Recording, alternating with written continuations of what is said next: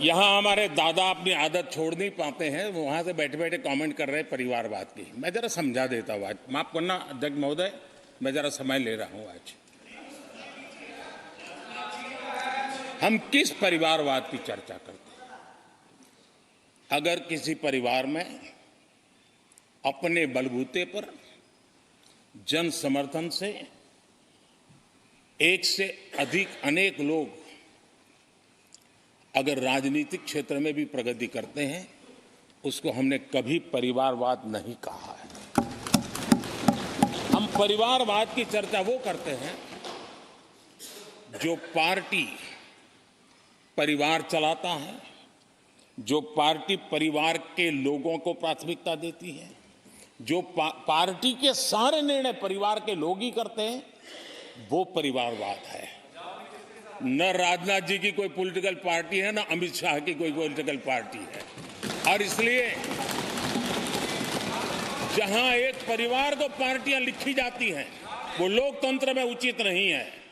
लोकतंत्र में पार्टी अनेक एक परिवार के 10 लोग राजनीति में आए, कुछ बुरा नहीं है।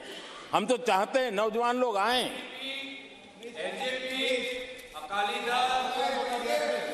हम भी चाहते हैं ये इसकी चर्चा करिए। हमारे साथ, आपके साथ मेरा विषय नहीं है। देश के लोकतंत्र के लिए परिवारवादी राजनीति, पारिवारिक पार्टियों की राजनीति, ये हम सबकी चिंता का विषय होना चाहिए। और इसलिए मैं किसी परिवार के 2 लोग अगर प्रगति करते हैं, उसको तो मैं स्वागत करूंगा। 10 लोग प्रगति करें, मैं स्वागत करूंगा। देश में जितनी नई पीढ़ी अच्छे लोग आए, स्वागत योग्य है। सवाल यह है कि परिवार ही पार्टियां चलाती है। पक्का है कि ये अध्यक्ष नहीं होगा तो उसका बेटा होगा, ये नहीं होगा तो उसका बेटा होगा। ये लोकतंत्र का खतरा है। और इसलिए अच्छा हुआ दादा, थैंक यू। ये विषय कभी बोलता नहीं था, आज बोल दिया मैंने। आदरणीय अध्यक्ष जी, एक ही प्रोडक्ट को बार बार लॉन्च करने का भरपूर प्रयास हो रहा है।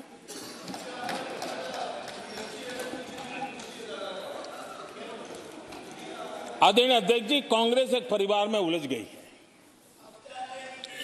देश के करोड़ों परिवार की आकांक्षाएं और उपलब्धियां वो देख पा ही नहीं रहे, देख सकते नहीं। अपने परिवार के बाहर देखने की तैयारी नहीं है। और कांग्रेस में एक कैंसिल कल्चर डेवलप हुआ है। कुछ भी है कैंसिल, कुछ भी है कैंसिल। ये एक ऐसे कैंसिल कल्चर में कांग्रेस फंस गई है। अगर हम कहते हैं मेक इन इंडिया, तो कांग्रेस कहती है कैंसिल। हम कहते हैं आत्मनिर्भर भारत, कांग्रेस कहती है कैंसिल। हम कहते हैं वोकल फॉर लोकल, कांग्रेस कहती है कैंसिल। हम कहते हैं वंदे भारत ट्रेन, कांग्रेस कहती है कैंसिल। हम कहते हैं संसद की नई इमारत, कांग्रेस कहती है कैंसिल। यानी मैं हैरान हूं, ये कोई मोदी की उपलब्धियां नहीं है, देश की उपलब्धियां है।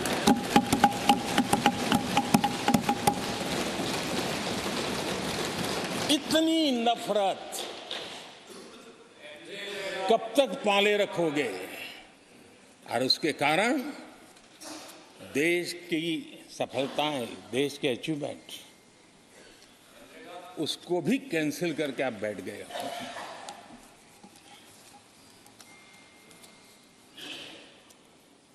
आदरणीय अध्यक्ष जी, राष्ट्रपति जी ने विकसित भारत के रोड मैप पर चर्चा करते हुए आर्थिक पहलुओं पर विस्तार से चर्चा की।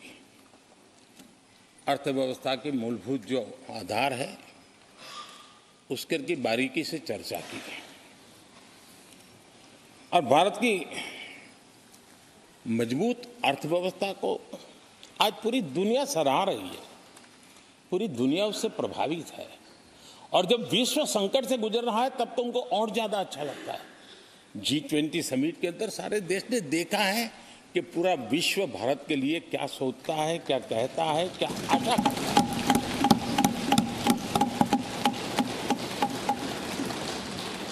और इन सारे 10 साल के कार्यकाल के अनुभव के आधार पर आज की मजबूत अर्थव्यवस्था को देखते हुए जिस तेज गति से भारत विकास कर रहा है, उसकी बारीकियों को जानते हुए मैं विश्वास से कहता हूं, और इसीलिए मैंने कहा है कि हमारे तीसरे टर्म में